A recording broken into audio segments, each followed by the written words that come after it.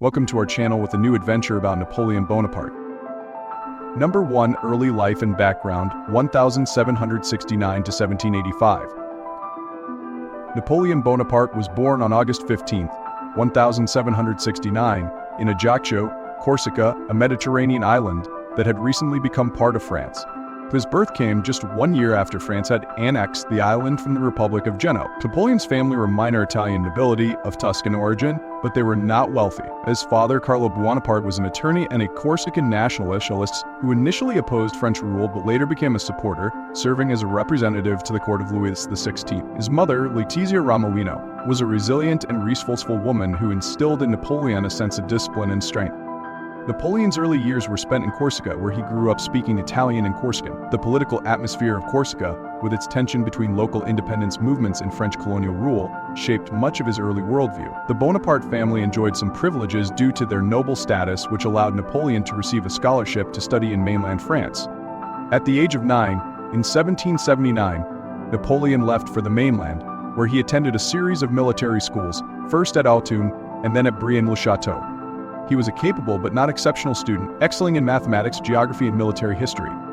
At Brienne, Napoleon became an outsider due to his Corsican accent and lower social standing compared to his French peers, which made him feel isolated and develop a defensive, ambitious character. His Corsican heritage instilled in him a desire to rise above his circumstances and assert himself. At 15, Napoleon was admitted to the prestigious École Militaire in Paris, where he trained as an artillery officer, completing the 2-year course in just 1 year. By 1785, at the age of 16, he graduated and was commissioned as a second lieutenant in the artillery. Number 2. Early military career and the French Revolution, 1785 to 1795. Napoleon's early military career began during a period of great political upheaval in France. The French Revolution, which began in 1789, was transforming the political landscape of France and dismantling the old monarchy. Napoleon, initially stationed in various provincial towns, became increasingly involved in revolutionary politics. He was drawn to the ideals of the revolution, particularly its promise of meritocracy, which he saw as a path to advance his career in a society where birth and class no longer determined one's status. In 1793, Napoleon's military skills were brought to prominence during the Siege of Toulon, a crucial event in the early stages of his career. Toulon, a southern French port, had fallen into the hands of royalists who were supported by British forces. As a young artillery officer, Napoleon devised a plan to drive the British out of a port, earning him widespread acclaim for his decisive role in the victory. His success at Toulon led to his promotion to brigadier general at just 24 years old. The period between 1793 and 1795 was tumultuous for France, marked by the Reign of Terror, the fall of the monarchy, and the rise of the Directory, the 5-member executive governing body. Napoleon became associated with various revolutionary figures, including Augustin Robespierre, the brother of the more famous Maximilien Robespierre, and his political fortunes rose and fell with theirs. After Robespierre's downfall in 1794, Napoleon briefly fell out of favor, even spending time under house arrest, but his military acumen soon restored his reputation.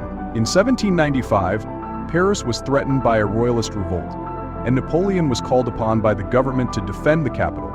His response was swift and ruthless. He ordered his troops to fire cannons filled with grapeshot into the crowd of insurgents, crushing the rebellion. This earned him the nickname General Vendemiaire and solidified his status as a reliable defender of the revolutionary government.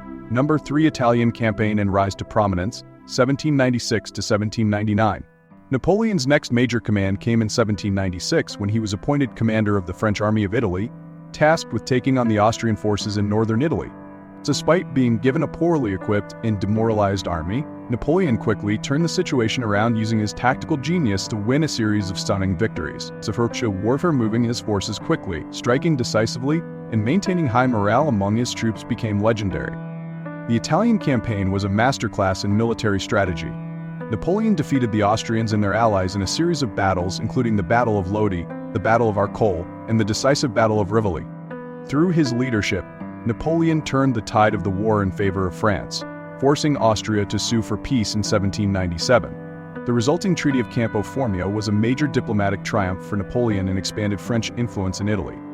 Napoleon's Italian campaign was not just a military success but also a political one. He negotiated directly with foreign powers, often without consulting the French government, and he positioned himself as a political force in his own right. His reputation grew immensely, both in France and abroad, and he became a symbol of the revolutionary ideals of equality, fraternity, and meritocracy.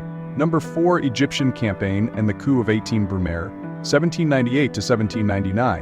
In 1798, Napoleon convinced the Directory to allow him to lead an expedition to Egypt, ostensibly to disrupt British trade routes to India, but also to expand French influence in the Middle East.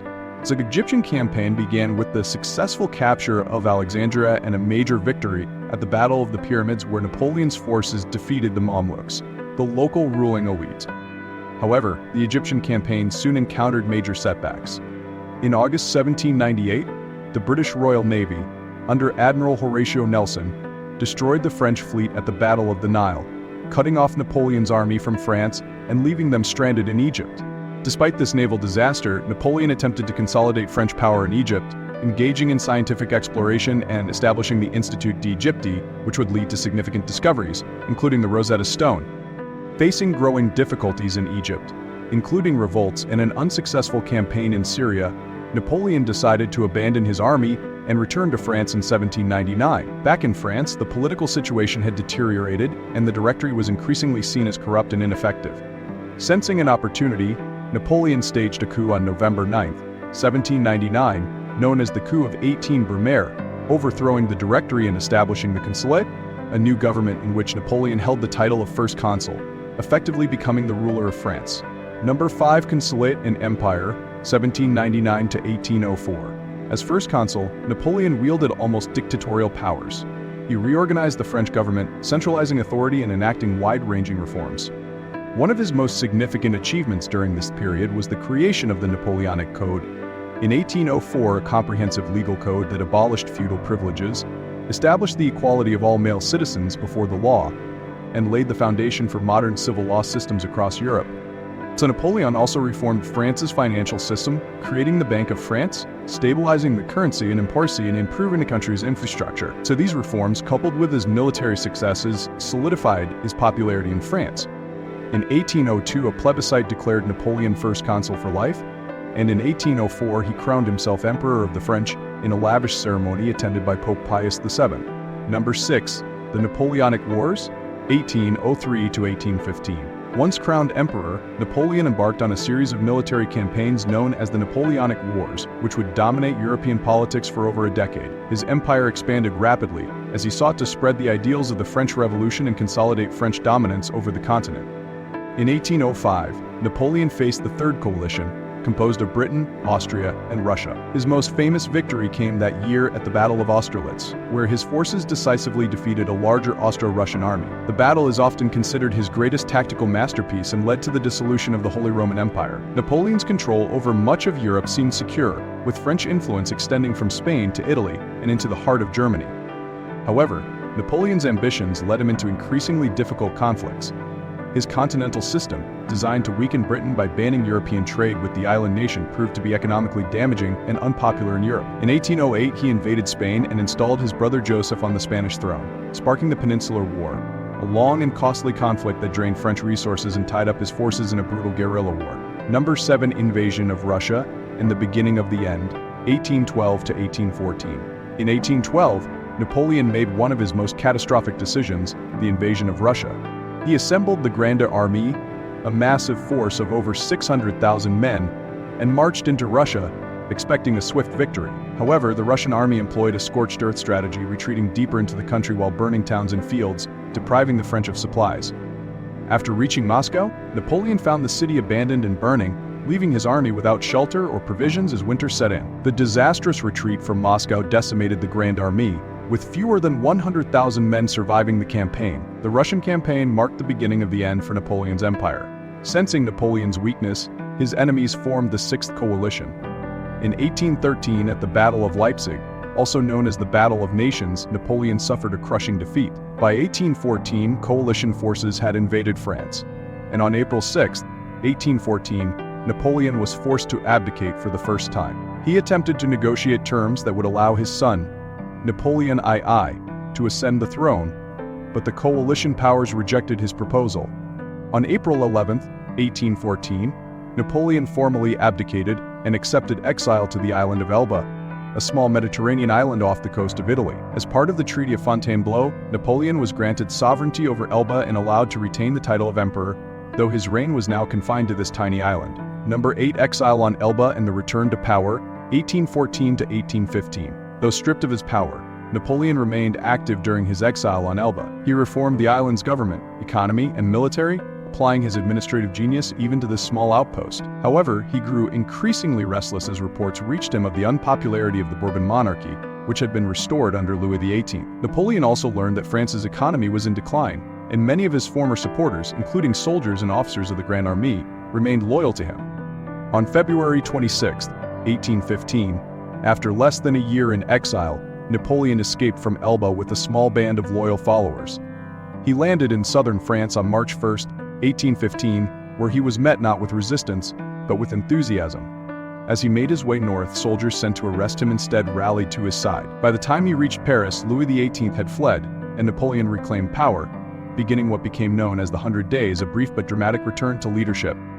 Napoleon quickly set about rebuilding his forces, aware that the coalition powers Britain, Prussia, Austria, and Russia would not tolerate his return. Despite his military genius, the odds were stacked against him, as coalition forces were already preparing to invade France once again. Number 9. The Battle of Waterloo and final defeat, 1815.